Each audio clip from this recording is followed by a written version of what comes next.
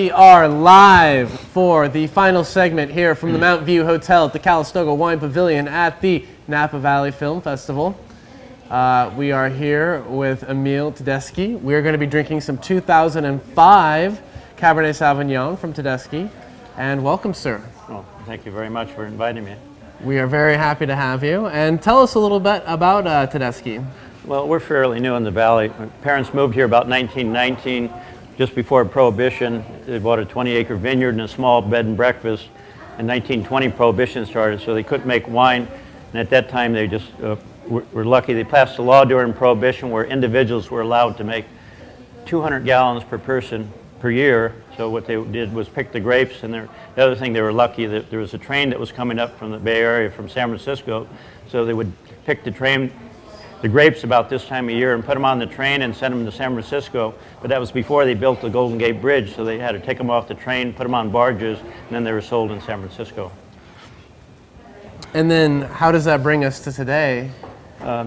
Today we're in the process of just having a single vineyard designation, just making Cabernet Sauvignon here in Napa Valley, in particular in Calistoga area, where Cabernet seems to thrive. And the grapes for this wine come from where? Calistoga. We have a little vineyard. It's only about an acre and a half, and we produce about 3 or 4 tons per acre. And you guys farm that yourselves? That's correct. Myself and my 2 sons that are making the wine. And what's that like, the vineyard management, and what's your guys' approach and philosophy to growing your own grapes? The philosophy on making the wine, we're making it more like what they made in the 1970s and 1980s here in Napa Valley, with the lower sugar content of bricks. It's usually about 22 to 23% bricks, and that interpretates into a lower alcohol, about 13.5 to 14% alcohol. So we're tasting this alongside bloggers all over the country today, over CellarPass and Taste Live. Mm-hmm. And can you stick your nose in the glass and tell us what you take out of this wine?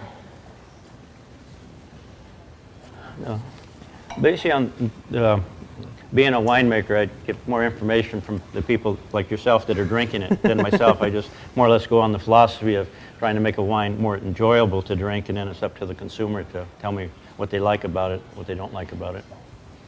Well, it's funny because, I don't know, it seems like time flies, and this is an 05, which seems like it was just yesterday, but really this is 6 years on it already, and what do you see as the drinking window on this wine? Right now, our wines, we keep them a little bit longer, and I figure right now is a good time for drinking the wine, but you could also age it for another 10 or 15 years. I have some wines that I've made in 74 that are 40 years old, 45 years old, and with the higher acid and the lower sugar, they have more of it like a sherry flavor to it when they're older. They seem to hold up well. And can you elaborate on your production process in the winery?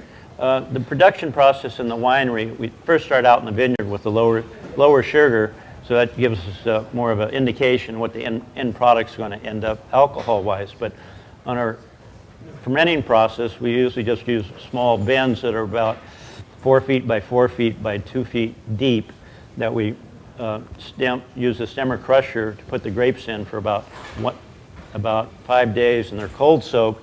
Then after that, the grape actually has a wild yeast on it, but it's not strong enough to carry it through to complete fermentation, so we'll add a Pasteur's yeast to it, start it up fermenting, and it'll stay another 5 to 10 days in the fermenter. And then we have a punch down tools where we push the must down about three times a day to keep it in contact with the wine, and that's when it starts extracting the colors and flavors out. And it's mostly all by taste. We'll keep tasting the wines, and when it gets the right amount of stringency in the wine, and that's the tannins that you feel on the side of your mouth that makes the wine feel dry.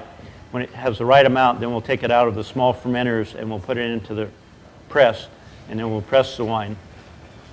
And then what are you eating with this wine? What are some of your go-to pairings? The wine is, the chefs seem to like it. It goes with lighter food, either like salmon, or it go with barbecued steak, chicken. But it's a wine that's fairly compatible with foods.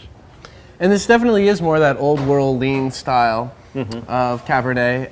has that style for you evolved? Is that more of a vintage thing, or that's something that you strive for in every vintage? That's correct. It's over maybe a 45-year period of drinking wines that I enjoy wines that are more, when you open the cork, they're ready to drink, where a lot of wines being produced now, and they're very good wines, but they need to be aged for 5 or 10 years. And I think once the younger people get into this, they're going to realize they have some real values when they buy wines now.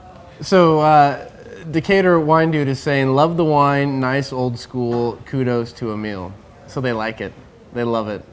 Well, the style that people that seem to be more well-traveled and like a Bordeaux style, they seem to like this style. And how was vintage this year for you guys? It came out excellent. The sugars were a little lower, but we still only pick at like 22 or 23 bricks. For us, it come out fine. Where some of the wineries had a little problem where they like their sugars to be 24, 25 degrees bricks. They didn't quite get there this year. And what's going to be the current release for you guys right now? Right now, the current release is our 05. 05, and what's the price point on that? It's about? Right around $50 to $60. Okay. And do you do any other bottlings other than the Cabernet? We're also making this year a little bit of Pinot Noir, and then also we have a Petit Syrah that we're making, but we mostly just sell it out of the winery. And being that you guys are such small production, if someone is watching this and they must try this wine, which I highly suggest doing, what's the best way for them to procure a bottle? They could be able to look us up on our website and then be able to order it that way. And what is your website? It's just Tedesci Family Winery. Beautiful. Yep. And do you guys receive visitors at the winery?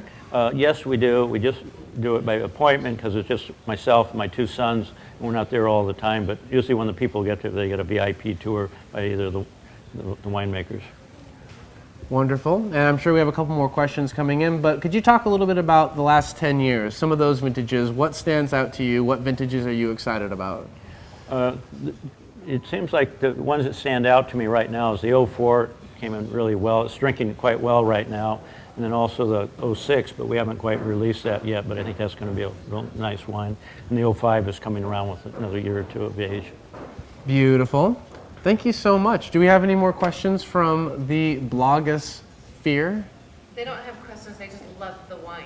They're just talking about almost like an overripe blackberry and blueberry that has a natural sweetness. They love the earthiness on the nose, the soft fruit on the mouth. They're just loving the wine.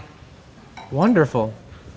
Well, I love it. Thank you so much for stopping by and chatting with us a little bit. Well, thank you very much for inviting our family down. Yeah, ladies and gentlemen, here we have Emil Tedesci at the Calistoga Wine Pavilion, the Mount View Hotel here at the Napa Valley Film Festival, Day 2, CellarPass Taste Live. There's still more to come. We're going to be in St. Helena later today, and we'll be in other areas tomorrow, Yountville and Napa. So keep tuning in. Bloggers, thanks for tuning in, and we'll see you guys soon.